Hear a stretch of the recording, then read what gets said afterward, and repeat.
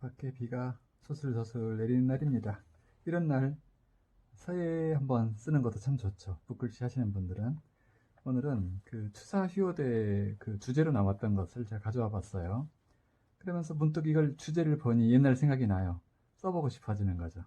그래서 뜻도 좀 얘기해 가면서 한자 풀이도 해가면서 이것을 쓰는 과정 한번 보여드리겠습니다. 이것은 내용은 여기 나와요.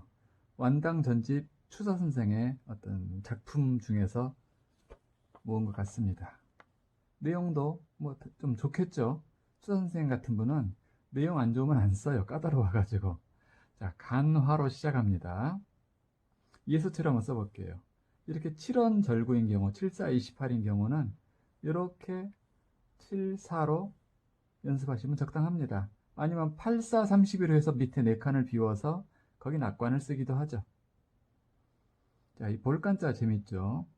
본다는 뜻을 가진 한자는 꽤 여러 개가 있어요. 볼시, 볼도, 볼견, 뭐 등등. 그 외에도 한 5가지 이상 있을 겁니다. 근데 이것은 손으로 눈을 가리고 이렇게 먼데 보는 거 있잖아요. 풍경을 보듯이 가장 간략하게 보는 것을 이 볼간자를 씁니다. 풍경이나 꽃을 보는 것이고 이게 큰 의미를 담진 않아요. 본다는 뜻을 가진 한자 중에 가장 세밀하게 보는 것은 볼간자를 씁니다. 볼관, 간이 아니고 관, 관찰한다, 관한다 할 때 간화, 그럼 꽃을 본다. 꽃을 보려면 그 다음 유호가 나옵니다. 중요하다, 유한다. 선역서자고 여자여 또는 계집여라고 하는데 중앙에 잘 쓰는 게 좋죠. 서쪽 여자는 허리를 뭐 중요시했을까요? 날씬한 것을 그 근원을 한번 상상해 보시는 것도 재밌습니다. 그 다음에 이건 삼수변이 아닌데 터럭삼자죠. 근데 삼수변처럼 써도 상관은 없습니다. 근원이 물수는 아니라는 것이죠. 그것이 옆에는 머리혈, 즉 머리고 이것은 머리털입니다. 또는 수염 같은 것이죠. 모름지기수, 머리에는, 남자의 머리에는 모름지기, 좀 털럭이 있어야 된다. 이런 의미로 만들어진 것입니다. 그래서 모름지기수, 작, 지을작,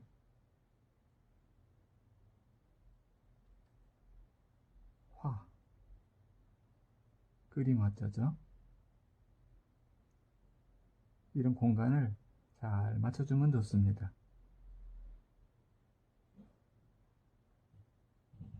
밭전자죠. 물론 이건 예수체니까 이렇지만 다른 체에서는 좀 다르게 쓰기도 합니다. 그 다음에 볼간자가 또 나오네요. 그럼 뭔가 좀 다르게 써줘야겠죠. 요 위에 이 간자와는 좀 다르게. 그게 서예의 맛이죠. 폰트처럼 똑같으면은 잘 썼다고 안 합니다. 자, 뜻을 볼까요? 꽃을 보고자 한다면 필요하다. 뭐가? 모름지기. 그려서 보는 것이 필요하다. 왜 그런지 한번 볼까요? 꽃 좋아하면은 그려보라는 것이죠. 꽃을. 자, 화자가 또 나와요. 그럼 똑같이 쓰지 않는 게 어떤 예술가의 본능이죠. 그러므로 이번에는 좀 다른 유형으로 쓰겠습니다. 이것도 좀 약간 줄였다고 할까요? 그림 화자예요.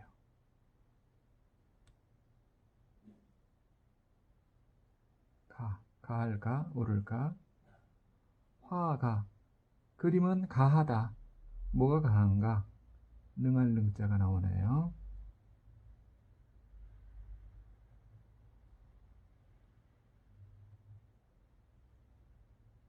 제가 지금 쓰는 것은 붓펜이고 제노 붓펜인데 다이소에서 이게 800원이었던가 하여튼 저렴한 겁니다. 비싼 거 살 필요 없다고 저는 생각해요.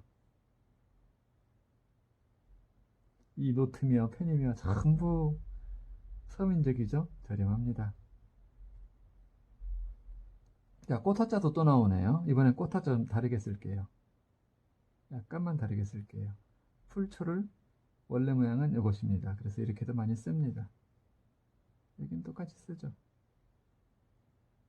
물론 또 나온다면 또 다르게 쓸 수 있어야 됩니다. 이거 쉬울 이자인데 바꿀 역으로도 쓰이죠. 주역할 때는 바꿀 역으로 읽는데 용이하다 할 때는 쉬울 이로 읽습니다.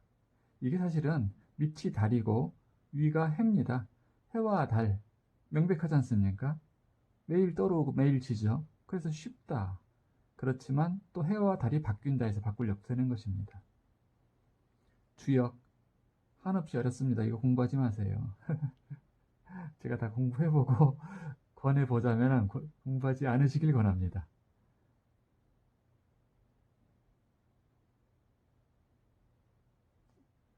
진짜 큰 진리들은 복잡하지 않거든요.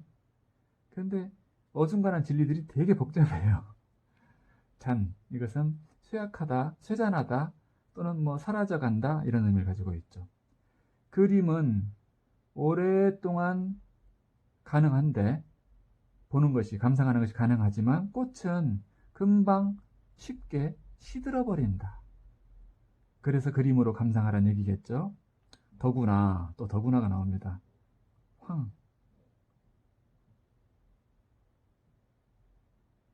형이 있다고 해서 형으로 읽으면 안 되고 황입니다. 그 다음에 이 글자도 재밌는 글자인데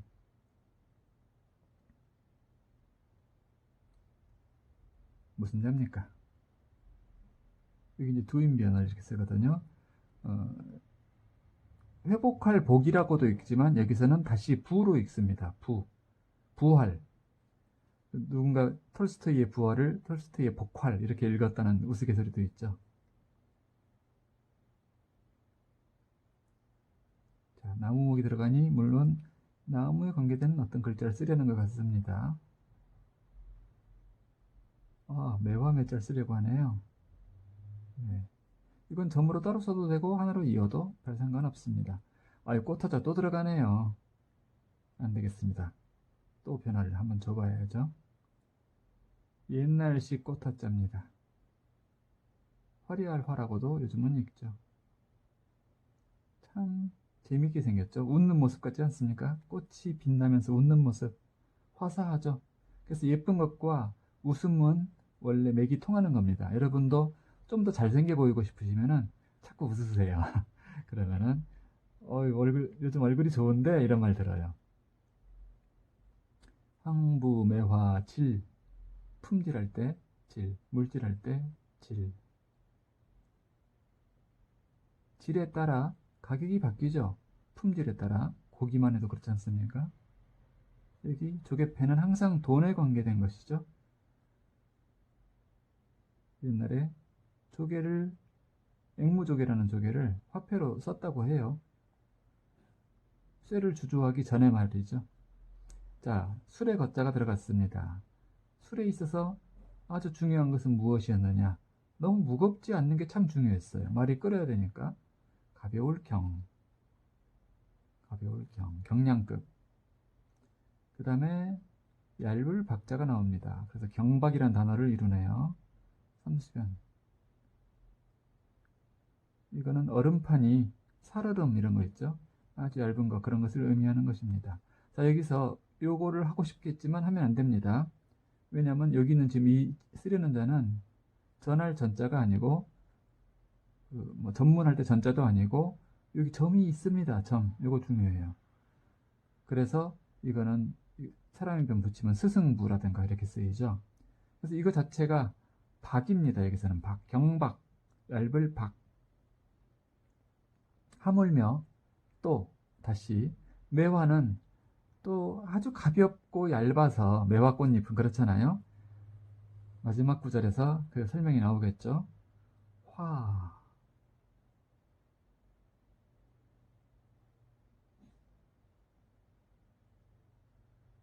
벼화자에다가 입구.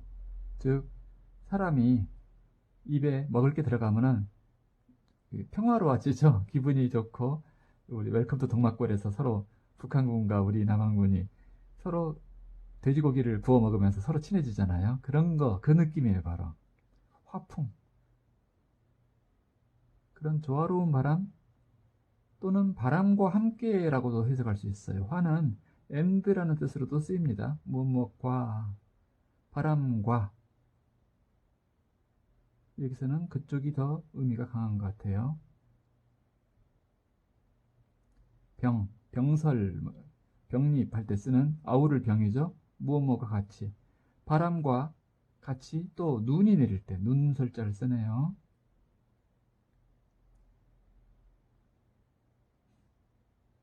눈은 비가 얼어붙은 거니까 이렇게 생겼고, 자, 눈설자 여기 들어가는 게 재밌죠. 이건 뭘까요? 눈 오면 치우잖아요, 집 앞을. 눈 치우는 그 도구, 뭐라고 하죠? 그거 보고. 그 군대에서 많이 했는데, 그걸 상상하시면 됩니다. 설, 그 다음에 표. 옛날 시, 한시 참 많이 씁니다. 날린다, 흩날린다. 이런 뜻인데, 이 발음은 여기 표에다가 심어두고, 버스표 할 때 그 표 쓰지 않습니까? 옆에다가 흩날리는 거니까 바람을 좀 집어넣어 봤어요. 이렇게. 옆으로 복잡한 글자는 미리 좀 날씬하게 써주는 게 필요하죠. 표표히 흩날린다. 시적이지 않습니까? 그 느낌이. 그래서 이 꽃잎이 흩날릴 때 많이 씁니다.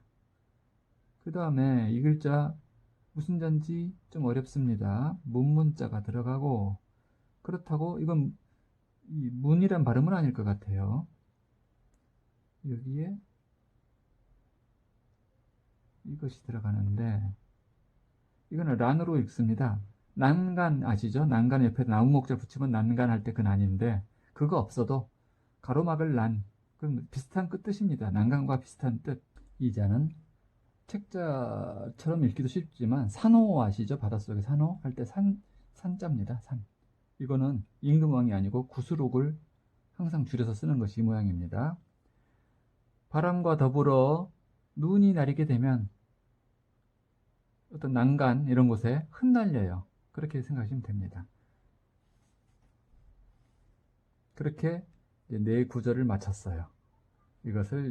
이걸 보면서 서예종이 펴고 접어가지고 거기다 쭉 쓰는 경우가 많습니다. 자, 뜻을 여기 해석하는 걸 볼까요? 꽃을 보려면 모름지기 그림을 그려봐야 하지.